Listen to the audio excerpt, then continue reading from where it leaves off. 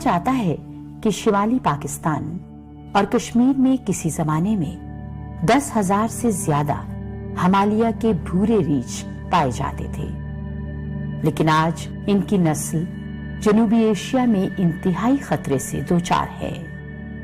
اس علاقے میں گزشتہ 100 سالوں کے دوران ان کی تعداد نصف ہو کر رہ گئی ہے۔ اب یہ بھارت، پاکستان، افغانستان، چین اور قزاقستان کے چند چھوٹے چھوٹے علاقوں میں ہی باقی رہ گئے ہیں۔ ایشیا کے بلند علاقوں میں گلیشیئر بننے کا عمل ان کی آبادی میں کمی کا باعث بنا اور باقی ماندہ ریچھ ادھر ادھر بکھر گئے۔ صدیوں سے ریچھ کا شکار کیا جاتا رہا ہے اور اب ان کی نسل تقریباً ختم ہونے کے قریب ہے۔ لیکن مغربی ہمالیہ اور قراقرم کے پہاڑوں کے درمیان کا میدانی علاقہ دیوسائی ان ریچھوں کی پناہ گاہ ثابت ہوا ہے۔ سال کے 4 مہینوں میں جب سورج کی کرنیں اس علاقے کی زمین کو حرارت دیتی ہیں تو دیوسائی میں زندگی لوٹ آتی ہے۔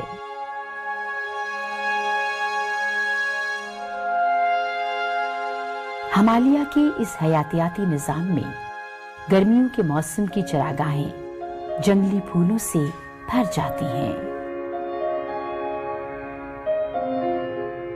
پودوں کی 340 سے زیادہ اقسام ان میدانوں اور پہاڑیوں میں پائی جاتی ہیں۔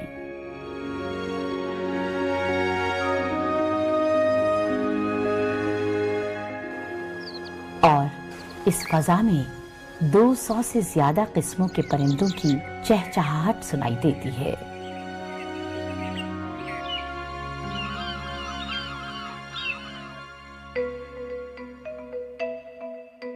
دیوسائی میں دودھ پلانے والے جانوروں کی تقریباً 18 اقسام پائی جاتی ہیں، جن میں زیادہ تر سنہری مارمٹ ہیں جو سیاحوں کی توجہ کا باعث بنتے ہیں۔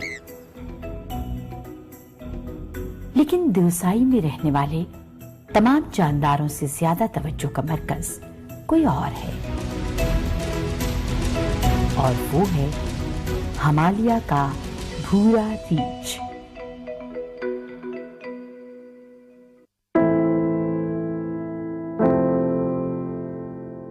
ان بھورے ریچھوں کی نسل کے تحفظ کے لیے 1993 میں یہاں نیشنل پارک بنایا گیا۔ یہ ریچھ دنیا کے کئی علاقوں میں پائے جاتے ہیں۔ دیوسائی کے یہ ریچھ عظیم کوہ ہمالیہ کے قدیم مکین ہیں۔ یہ سردیوں کی لمبی نیند کے لیے گہری وادیوں کے غاروں میں چلے جاتے ہیں اور گرمیوں میں اس پارک کی گھاس اور سبزے کو کھانے کے لیے باہر آ جاتے ہیں۔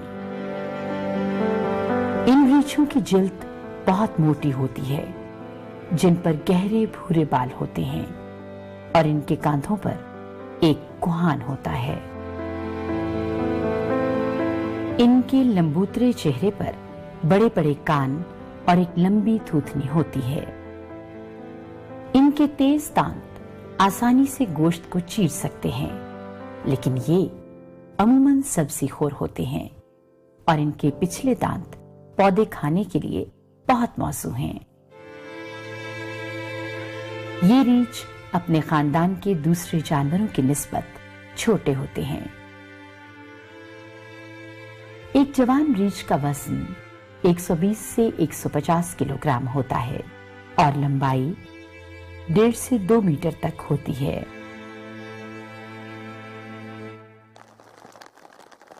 دیوسائی کے بھورے ریچھوں کی نسل بڑھانے کی شرح دنیا میں پائے جانے والے دوسرے ریچھوں کی نسبت بہت کم ہے۔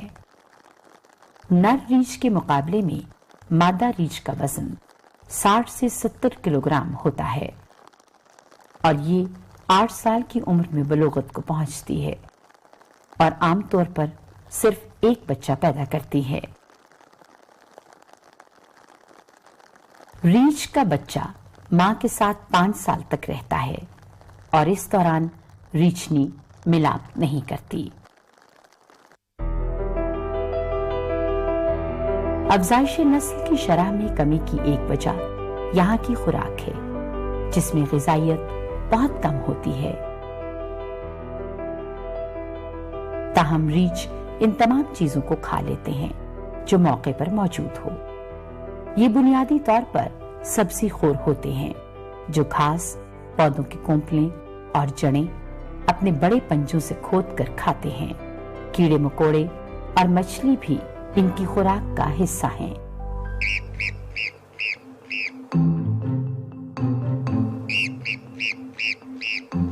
दूसरे छोटे दूध पिलाने वाले जानवर जैसे मार्मट भी रीछों को राग़िब करते हैं,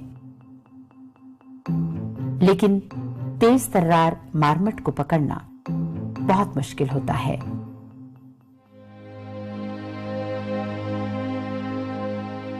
पूरे जनूबी एशिया में देवसाई नेशनल पार्क वो वाहिद जगह है जहां भूरे रीछों की तादाद में इजाफा हुआ है। 1993 में यहां सूरत हाल बहुत मुख्तलिफ थी। हिमालयन वाइल्ड लाइफ फाउंडेशन ने सबसे पहले ये बात महसूस की कि देवसाई में रीछों की जिंदगी को बहुत खतरा है।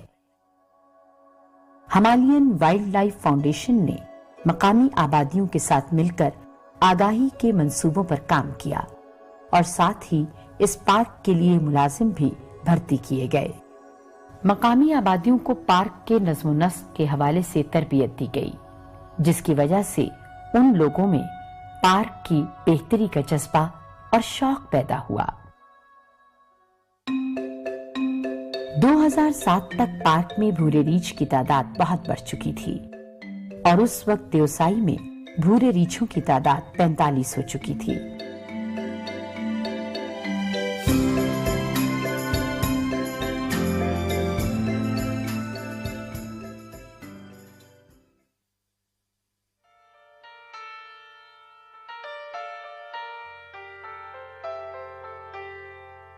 देवसाई में कोई कोर एरिया जिसको हम कहते हैं वो कोई 1400 स्क्वायर किलोमीटर का एरिया बनता है, जिसको कोर कहते हैं। कोर एरिया वो एरिया था जहाँ पे बियर्स की पॉपुलेशन डेंसिटी जो थी वो ज़्यादा थी और प्रेफर करते थे उन एरियाज में रहना बियर्स।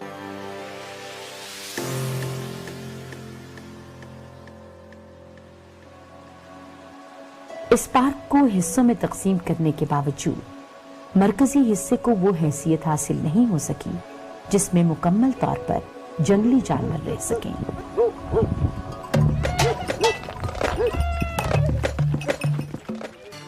गुज्जर हर साल गर्मियों में पंजाब के मैदानों से अपने जानवरों को देवसाई की चरागाहों में चराने के लिए लाते हैं।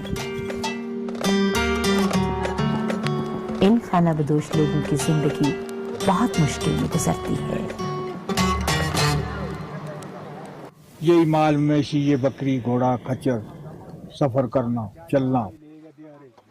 पहले हम बहुत ठीक थे, बड़ी अच्छी सहूलत थी हमारी। 47 के बाद अच्छे रहे हम। अभी हम तंग हो गए इसलिए कि महकमा जंगलात में जगह जगह जंगल बंद कर दिए।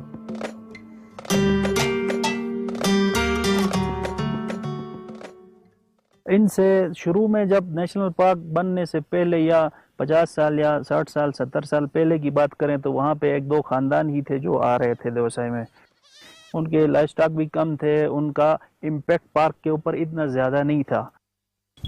ओवर द ईयर्स उनके खानदान की डिवीज़न होती गई। एक घर से अब 10 घर बने हैं, 10 से 40 घर बने हैं, तो पार्क का एरिया तो जितना था उतना ही है। 2012 में एक अंदाजे के मुताबिक 14,000 जानवर देवसाई नेशनल पार्क में चराने के लिए लाए गए। पार्क के लिए इससे ज्यादा खतरे की बात यह है कि चरवाहे ईंधन के तौर पर यहाँ के पौधों और झाड़ियों की बड़ी तादाद को भी काटते हैं, जिसका नतीजा बहुत बुरा निकलता है। यहाँ की जो बुशेस हैं, छोटी मोटी झाड़ियाँ हैं, विलो की एक स्पीशी सेलेक्स की यहाँ पे होती है, उसको काट के वो अपना तमाम यूटिलाइजेशन जो है उनका हीटिंग का, कुकिंग वगैरह का सब कुछ उसी से करते हैं। اس کا اصل مسئلہ یہ ہے کہ یہ بہت ایلیویٹڈ ایریا ہے، 12-13 ہزار فیٹ سے اوپر کا ایریا ہے. یہاں پہ ایک سیلیکس کی سپیشی کو، ایک پلانٹ کو گرو. قریبی علاقوں سے اس پارک میں آتے ہیں، ان کو ماحولیات کے متعلق بہت کم معلومات ہوتی ہیں. ہم اپنے ملک اور اپنی نعمتوں کے بارے میں بہت کیئرلیس ہیں. اگر اس کو پروموٹ کیا جائے تو صحیح انفارمیشن کے ساتھ کیا جائے، صحیح کنسیڈریشن کے ساتھ کیا جائے کہ جب لوگ ادھر آئیں ان کا ادھر کوڑا پھینکنے کا دل نہ کرے. سیاحوں کو چاہیے کہ وہ اس قومی ورثے کی ایک نگہبان کی طرح حفاظت کریں، نہ کہ اس کو نقصان پہنچائیں. کچھ لوگ پارک میں آگ لگاتے ہیں اور کوڑا پارک میں پھینک جاتے ہیں، جو زیادہ تر زمین میں حل نہ ہونے والی چیزیں ہوتی ہیں. مالی وسائل میں کمی کی ایک وجہ یہ بھی ہے کہ مقامی لوگوں کے لیے اس پارک میں داخلے کی کوئی فیس نہیں ہے. ہم نے کبھی ان کے اوپر زیادہ فوکس نہیں کیا ہے. صرف اور صرف وہ ٹورسٹ جو آتے ہیں وہ بھی بہت نومنل چارجز ان سے، جو جی بی سے باہر کے جو لوگ ہوتے ہیں ان سے 40 روپیز پر ہیڈ کے حساب سے، اور جو فارنر ہوتے ہیں $8 پر ہیڈ کے حساب سے لیے جاتے ہیں. لیکن یہ معمولی آمدنی اس پارک کی انتظامیہ کے لیے ناکافی ہے.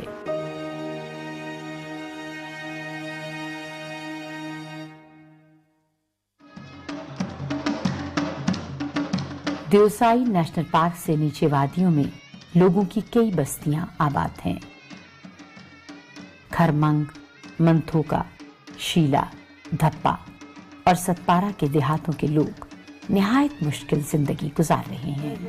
ان علاقوں میں امدادی اداروں کی طرف سے شروع کیے گئے منصوبے نہ ہونے کے برابر ہیں، اور ان علاقوں میں پچھلے 100 سال میں کوئی خاص تبدیلی نہیں آئی. گرمیاں تھوڑا سکون لاتی ہیں. ان چند مہینوں میں گاؤں کے لوگ وہ تمام کام کرتے ہیں جو وہ سردیوں میں نہیں کر سکتے تھے. وادیاں جو پہلے سبزے سے ڈھکی رہتی تھیں اب سبزے سے خالی ہو گئی ہیں. ایسے میں جانوروں کا گوبر ہی ایندھن کا واحد ذریعہ ہے. عورتیں دن کا زیادہ وقت گوبر اکٹھا کرنے اور اس کو سکھانے میں صرف کرتی ہیں، ایک کمر توڑنے والا کام جو وہ روزانہ کرتی ہیں.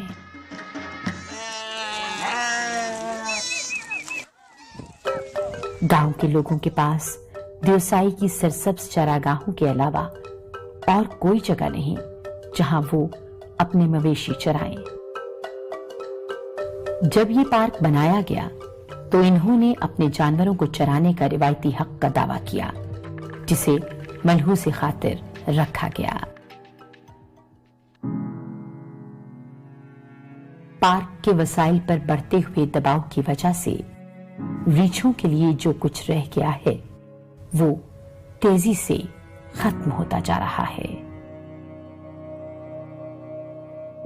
اگر اس علاقے کو ختم ہونے کے خطرے سے دوچار بھورے ریچھوں کی پناہ گاہ کے طور پر برقرار رکھنا ہے تو اس کے قیمتی وسائل کو زیادہ مؤثر طریقے سے محفوظ کرنا ہوگا.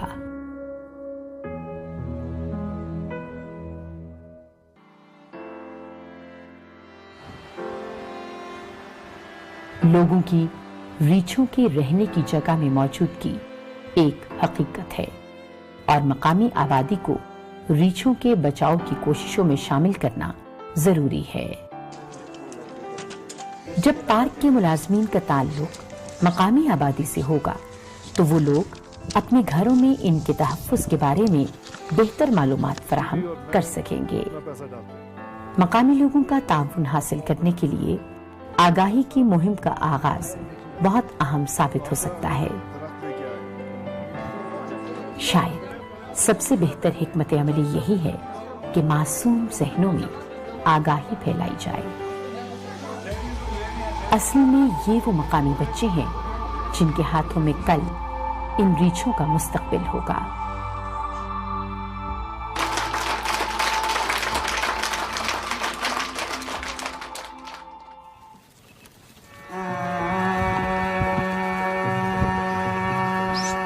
لیکن ریچھوں کے تحفظ کے لیے ابھی بہت کچھ کرنا باقی ہے۔ پارک میں گجروں کی بڑھتی ہوئی مداخلت کو بھی زیر بحث لانا ہوگا۔ گجروں کا پارک کے پودوں اور جھاڑیوں کا بے دریغ کاٹنا اس پارک کے لیے سب سے بڑا خطرہ ہے۔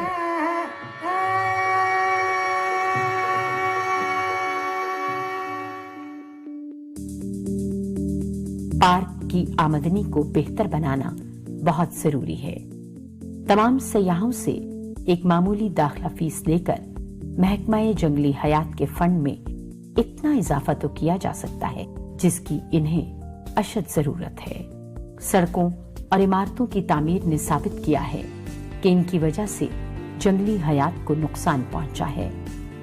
جنگلی حیات وہاں ہی پروان چڑھ سکتی ہے جہاں انسانوں کی آمد و رفت بہت کم ہو۔ اگر پارک میں تعمیرات کو وتیرہ بنا لیا گیا تو اس کو روکنا مشکل ہو جائے گا۔ پارک میں عمارتوں کی تعمیر جاری رہی تو پارک اور اس میں رہنے والی جنگلی حیات مکمل طور پر تباہ ہو جائے گی۔ پارک کو اپنی پرانی اور صاف حالت میں لانے کے لیے ضروری ہے کہ یہاں کوڑے کو صحیح طریقے سے ٹھکانے لگانے کا ایک نظام متعارف کرایا جائے۔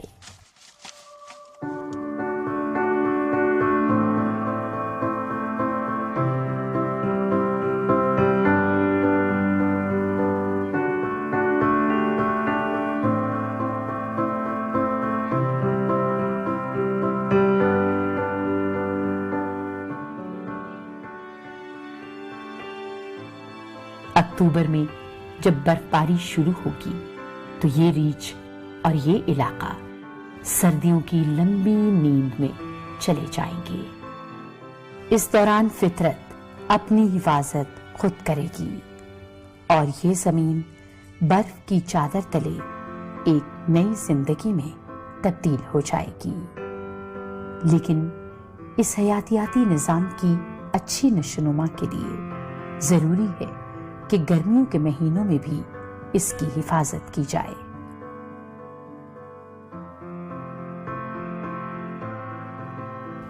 یہ ممکن نہیں کہ یہ زمین لوگوں کی بڑھتی ہوئی ضروریات کے ہوتے ہوئے قائم رہ سکے اور تبدیل بھی نہ ہو۔